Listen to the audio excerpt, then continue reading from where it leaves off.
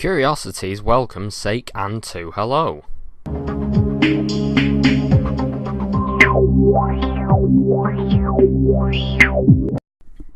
So, this time I figured that, well, maybe it's time that I did something a little newer on the show. And, well, I was originally going to do a video on State of Decay, but I kind of fucked up the recording process. You see, I'm not really used to this recorder that I'm currently using, and I didn't know that it kind of deletes everything after so many hours. Yeah, so I have like the last half hour of a 3-hour long recording session. Nice. As you can probably tell, I have a bit of a zombie itch that I wanted to scratch, and with this and State of Decay, I felt like I really wanted to find something specific when it came to the zombie genre. Don't get me wrong, there are hundreds of zombie games out there, but my problem is that many of them don't really focus on the long-term survival aspects, and I honestly think that's the most interesting part, because that's the part where it's not just about monsters trying to get you, it's about you not becoming a monster yourself. It's about having to make complex decisions about whether people live or die, whether your life is more important than other people's, whether other people's happiness is worth jeopardizing for their safety. I feel like there are games that cover this, but I don't think that there are enough, because many games usually start off with, "Hello and welcome to the zombie apocalypse. Here's a rifle with unlimited ammo, here's a pistol with unlimited ammo, now go out there and kill thousands of zombies, cutting through them like they're paper mache, and you have a katana." It doesn't really work for me. I kind of like the sort of sense of vulnerability that games like State of Decay and, well, Dead State, and my favourite one is No More Room in Hell, which I think does one-to-one combat with a zombie better than anything else, since each zombie is an individual threat. I might do an episode on that someday, but right now I want to talk about this, Dead State. Dead State is a traditional RPG done in the style of Wasteland or Baldur's Gate or the old school Fallouts. It's turn-based and has a lot in-depth RPG elements, like a strict but expansive character creation system and a choice-based storyline.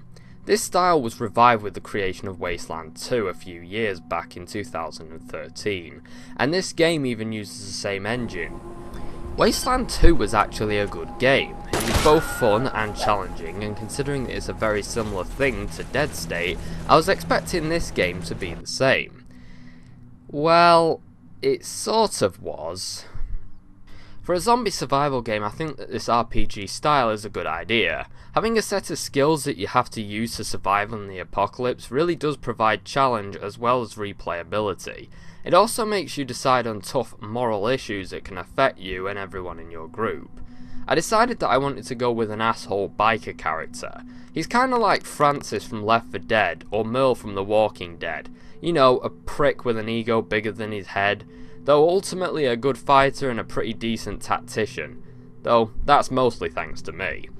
I built him so he'd be mechanically apt and be able to handle himself in a brawl or a firefight.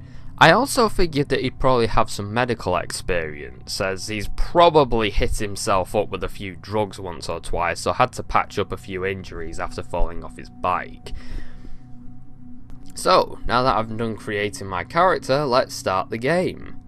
So you start off on a plane, and you're the survivor of a massive crash. I couldn't really figure out why my biker dude was on this plane. I figured he was visiting his family way out back on the west coast. Anyway, his plane crashes and he's the only one of a few survivors. He stumbles out of it following an ominous voice that leads him to a zombie. So, after twatting it around the head with a baseball bat, he finds that the voice was coming from this sheriff guy. He makes it over to him but passes out immediately after. Doug, my biker dude, wakes up to find that the world has gone to shit, the dead have risen and are having their version of Mardi Gras, and worst of all, he's stuck in Texas. I don't think this is a situation that can get any worse. So I'm immediately told that the fence could do with some repairs. There's a massive hole in it, and at any moment zombies could just come waltzing in, along with people and other threats. So naturally I assign my resources to that, though I quickly realise that I don't have any resources to assign to it. Now, at this base I have a cop, a veterinarian student, a truck driver, a cripple, and this lady who won't stop crying and going hysterical. So I decided that, as much as I'm pretty sure that the cripple and the hysterical lady would probably be able to fuck shit up, I'm going to do my safe bet and go with the trucker and the cop to the hardware store. So I checked my equipment before heading out. I would have liked it if we'd had some armour. I mean, we're in a high school. Surely there's got to be some sports gear kicking about, right? Maybe a few shin pads for hockey, or a football, you know, an American football helmet or two. Anyway, we have one gun between us, and I'm not exactly complaining about that because guns are kind of a no-no in a survival game like this. They actually draw in more zombies every time they're fired, which makes using them like rinsing your fruit off in the sewers to wash off the pesticides. It is handy for confrontation with human survivors, as you'll probably see later on.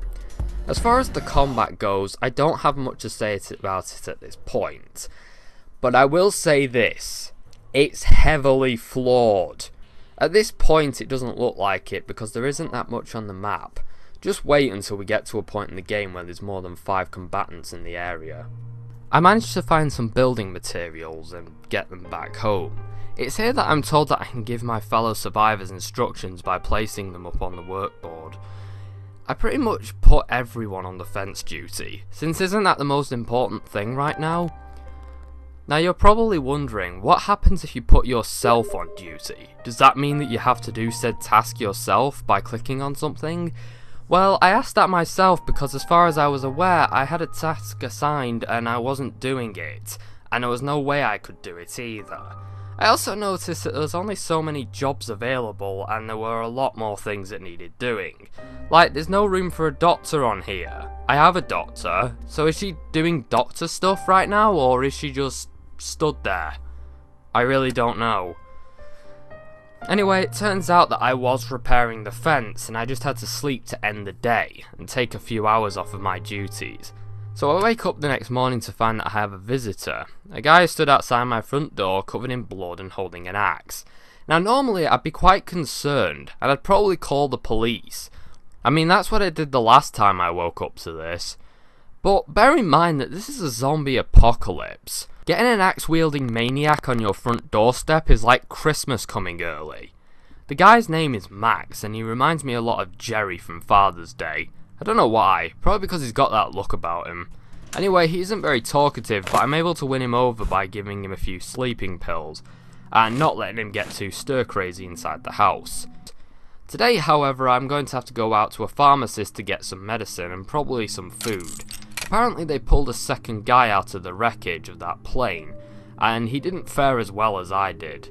So me, the doc, and the cop go down to the local chemist to see what we can find. Turns out we weren't the only ones that had that idea, as a few looters seem to be poking around there as well. And this is gonna get ugly.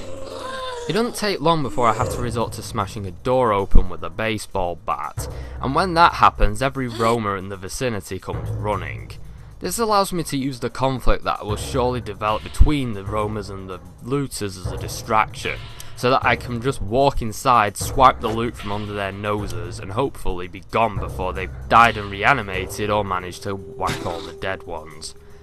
I managed to shove as much in my trousers as I could before leaving. Unfortunately, the looters had just reanimated.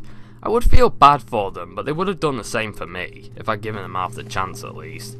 These guys aren't part of the solution, and therefore they're part of the problem. Hell, they're even less of a problem now that they're stumbling around out here. They'll keep everyone away from the good stuff if I manage to miss it. I think now would be a good time to comment on the looting aspect of the game, as this is one of the things that drew me to it. It was one of the things that I loved about State of Decay, having to loot a lot to keep yourself well stocked on the essentials. I do have to say that there is more urgency towards collecting loot. You genuinely get the feeling that you're fighting an uphill battle. Don't get me wrong, I do like this, but I wish there was some way of keeping on top of it. I mean, you have to go out damn near every day and come back with 40 cans of pork and beans in your trousers. Your people are going to starve if you don't. Now, you can ration food, but this gives happiness a major kick in the balls, and morale is important in the game, more so than you'd think. I admire this game for not making it too easy. Difficulty can be a challenge for developers, Even good games like State of Decay can struggle in this department. My problem is though that this game isn't very specific with what it wants you to do, or what you should achieve. An example of this would be the meetings about things going wrong in your base. The problem was that our water purifier was broke, so one of us would have to go out into the wasteland to find a water chip and... no, wait, that was a different game. I mean, we'd have to go out and find parts so that the wheelchair guy could fix it. The only problem was that we didn't have the parts, or at least not many. So rather than do nothing, I asked him to jury-rig it with what he had. This to me sounded like a good idea. No one sat around on their arse all day whilst the water grows more and more contaminated. I did what I could with what I had, though apparently that's a wishy-washy compromise according to Sheriff Bart over here. I mean, excuse me Mr. Asshole, but if you could pull these parts out of your arse right now, I'd appreciate it. Oh wait, you can't, so shut your pie hole. I picked up a lot of survivors over the course of the game. Next to the axe murderer, there was the guy who crashed his car who turned out to be an army veteran, a sheriff who felt like he could tell me what to do all of the damn time, and a preacher guy who turned up on my doorstep one morning. I don't know, there's something off about him. All of these people, and more, have challenged my leadership at one point or another. Normally, bad things happen to them. Not long after doing so. For example, the sheriff turned and I had to shoot him in the head, and the preacher was a victim of a terrible accident where a weapon was wrongly discharged. So that guy, the survivor of the plane crash, he also wakes up, and we find out that his name is Doug.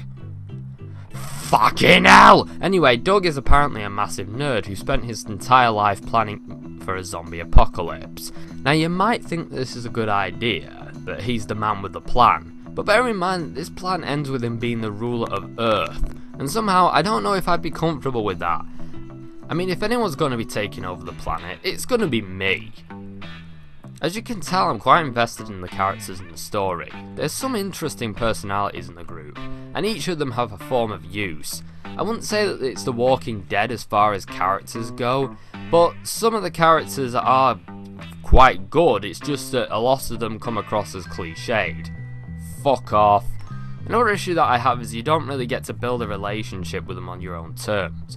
I mean, take a game like Fallout 4 for example. You can talk to your fellow survivors and earn approval and disapproval for your actions. Here there's no such system. You can get approval through gifts and through keeping everyone happy. The gifts aren't difficult to come across, and you'll probably come back with something for someone after each mission.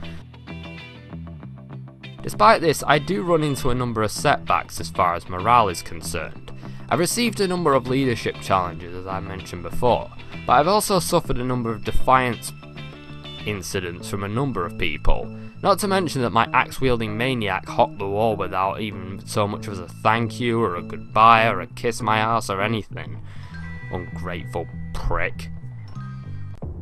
Fortunately, I'm not without a powerhouse for long as a biker turns up on my doorstep holding an aluminium bat. She tells me to let her in because she has information for me. I'm quite suspicious off the bat, no pun intended, as she doesn't give me a clue as to what she's talking about, but judging from the way she's dressed, I get the feeling that she's part of some big gang and is probably on the run from them. Now this is where the problem not being able to talk to people on your own terms comes into play. I mean, I know that in some games there are times and places for talking to people, but surely in an RPG you should be able to bring these things up whenever you want, or at least more often. Here though, I have to wait for her to bring the information up, and this takes around 3 or 4 days. I mean, I don't get any control over my destiny. Turns out that this information is worthwhile as her buddies swing by and ask for her. I tell them that I shot her as I'm not willing to give up my only powerhouse just yet. Still, their leader, Marshall, demands her return or compensation, as they're going to come back and try to kill me. This guy kinda reminds me of Negan from The Walking Dead, a charismatic biker leader who's a bit cuckoo. It's a pretty cool scenario to end up in a zombie survival game. Being bullied by a hopper-like antagonist? Of course, now I have to go and get myself out of this situation. Though I wasn't as well equipped as they were, I did have one advantage over them. I knew where they lived, thanks to my new biker friend, and they didn't know that I knew that. Having smaller numbers also helps, as I'm told that if I kill Marshall, the rest of them will fall apart like that bed in Twilight. So that basically makes this an assassination mission, not a war. So I take a team of me, Paul the army veteran, the medic, and the biker, and we go up to the bed. Trouble and effort, but I was eventually able to take down one of the biggest antagonists that this game had to throw at me, and I completely destroyed his army. Now believe it or not, this took me around 2 hours to do. I'm not even kidding. This was down to the turn-based combat eating up a good portion at the time, which made it take a lot longer than it should have.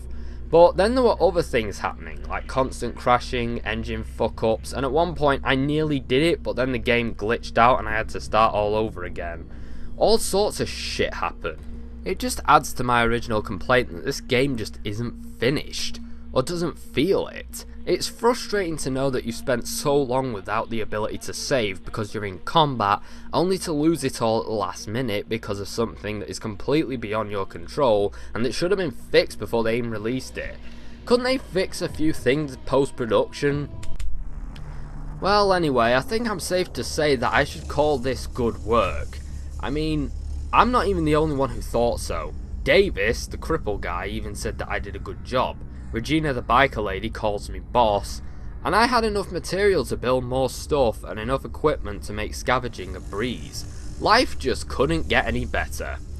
So the next morning I wake up to find that Davis wants to meet me. He informs me that morale is at an all-time low. This is to be expected after a war, especially when there's some uncertainty as to whether or not I would have made it back. I figured that after a day or two of scavenging, finishing a few construction projects and other things, I'd be done. Well, it turns out that Davis had other plans. What? How the fuck does that happen? This really doesn't work for me. Where was the warning that this was a possibility? Well, I guess I had some warning from a negative Steam review where someone told me that they couldn't escape this fate no matter what they did, but nothing in the game told me that this was a possibility. I had no idea that Davis's damn trigger finger was getting itchy. There's also no way to avoid this cutscene either. When morning comes, Davis will call you into your office, and dialogue options lead to you getting shot, no matter what you click. This really is such bullshit. For a start, why don't I get the chance to defend myself? I mean, he can't be concealing that handgun. Think about it, he's in a wheelchair, where can he hide it? And he's only got a small cone of vision in front of him. His range is pretty limited, so I could easily hide from the shot, and I could easily see the fact that he's holding the gun. Why is this even a thing anyway? Was it the developer's way of saying, fuck you? I just spent 2 hours, 2/5 of a Call of Duty campaign in one battle because I was so invested in this game. And you know what I get for that? Bang! You're dead! It's so anticlimactic. It's like if The Walking Dead ended with Herschel and Rick talking outside and Herschel saying, "Hey Rick, yeah." Why? It's fucked beyond all belief.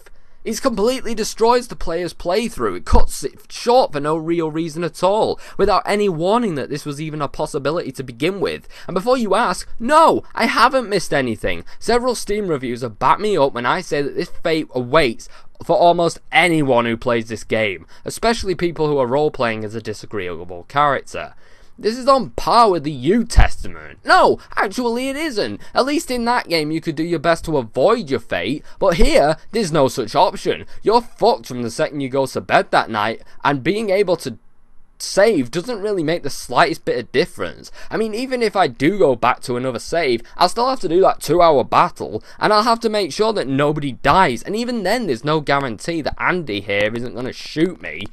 Man, fuck this shit. I quit. I'm not wasting any more time on a game that clearly hates me for playing it. The review's over.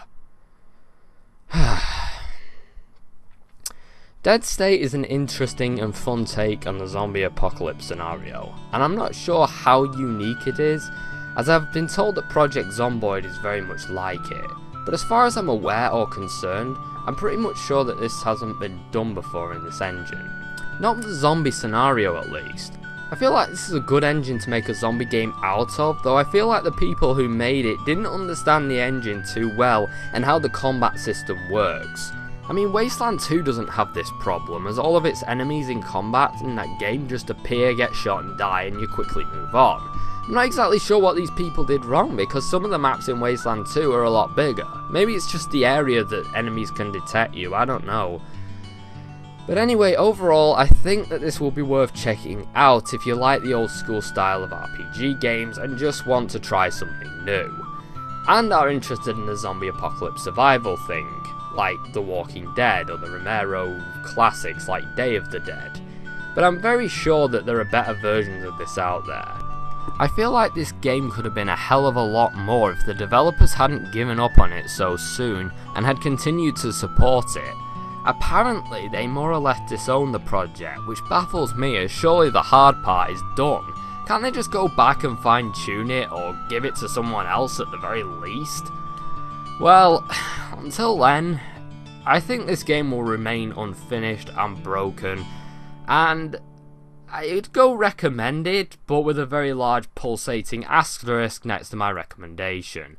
It's like a bag of Skittles with a cyanide pill waiting inside it. It tastes sweet, and it's unique in many ways, but you know you're living on borrowed time as you make your way through. Thank you for joining me. Join me again as I go fuck a duck. Loz? What are you doing here?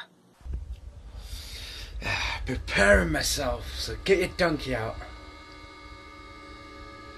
Get your ass out, I meant. Oh, shit. The game swap. I was hoping you'd forgotten. How could you forget the game swap? You got... Oh!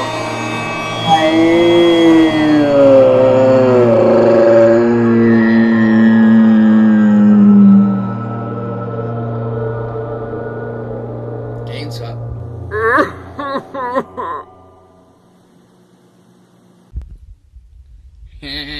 Game swap.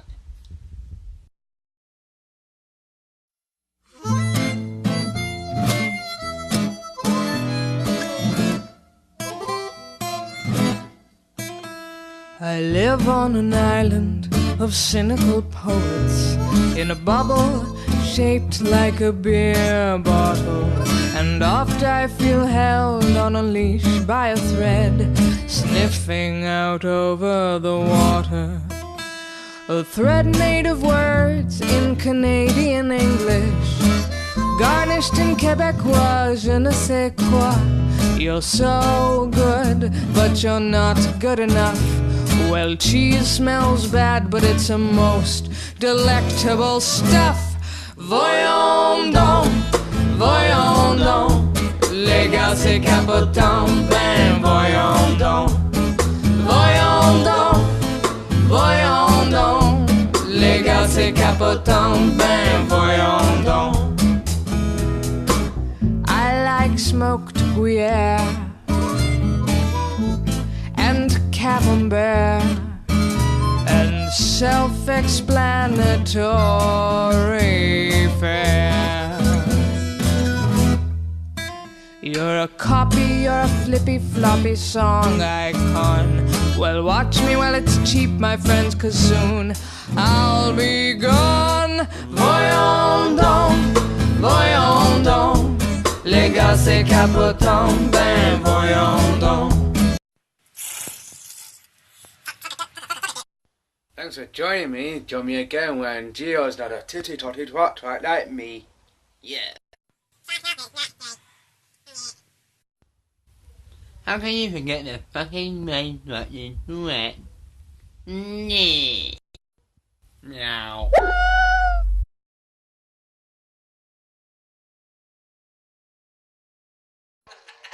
Fuck off, it's Matt